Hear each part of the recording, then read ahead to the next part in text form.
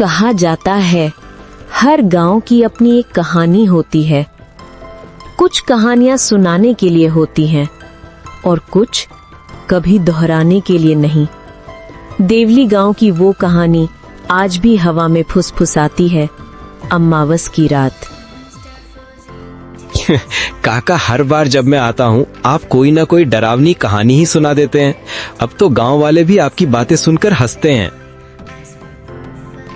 बेटा, हंसी अच्छी बात है, पर कुछ बातें मजाक नहीं होती। अमावस की रात उस नीम के पेड़ के नीचे कोई नहीं जाता। और वहां कौन रहता है काका, भूत या चुड़ैल? ना बेटा, वहां छाया रहती है। जो एक बार दिख जाए वो फिर कभी इंसान नहीं दिखता। कितने साल हो गए मीरा, तुम अब भी यहाँ हो? गांव नहीं बदला राघव, बस लोग बदल गए हैं। काका कह रहे थे तेरी माँ के साथ कुछ हुआ था उस नीम के पेड़ के पास। हाँ, वही रात थी अमावस की। माँ वहां गई थी और फिर कभी वापस नहीं आई।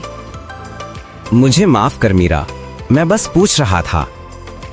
मैं अब डरती नहीं, बस हर अमावस की रात खिड़कियां बंद कर देती हूँ, क्योंकि हवा के साथ कोई आवाज आती है।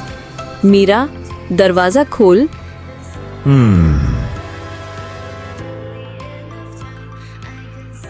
पंडित जी, ये नीम का पेड़ और छाया की बात क्या सच है?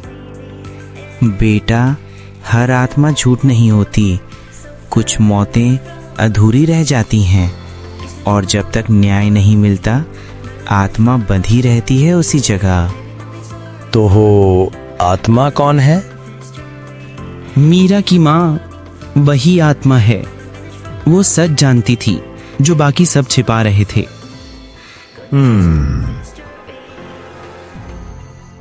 अमावस की रात गांव में सन्नाटा।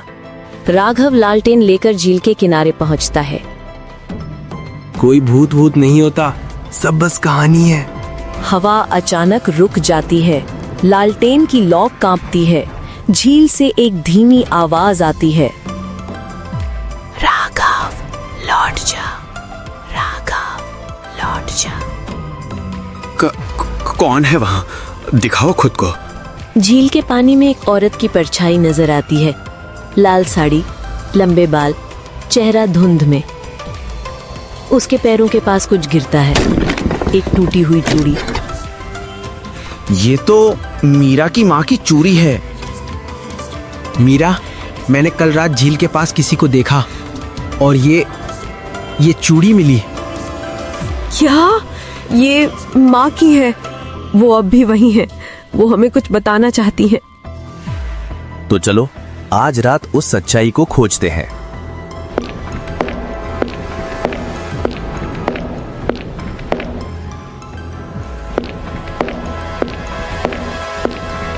यहाँ कुछ गढ़ा हुआ लगता है, मिट्टी थोड़ी अलग है। वो जमीन खोदता है।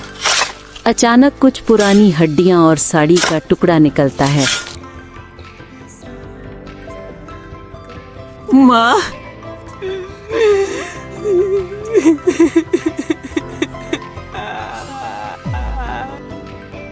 पंडित शिवनारायण, तुमने गलती कर दी। वो आत्मा अब चैन से नहीं बैठेगी।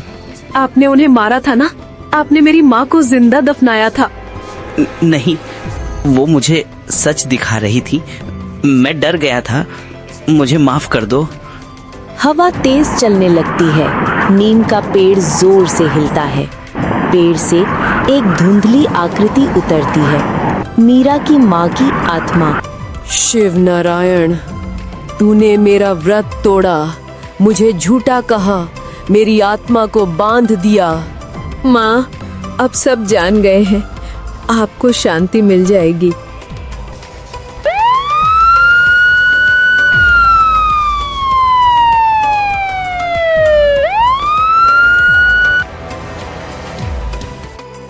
अब माँ को शांति मिल गई।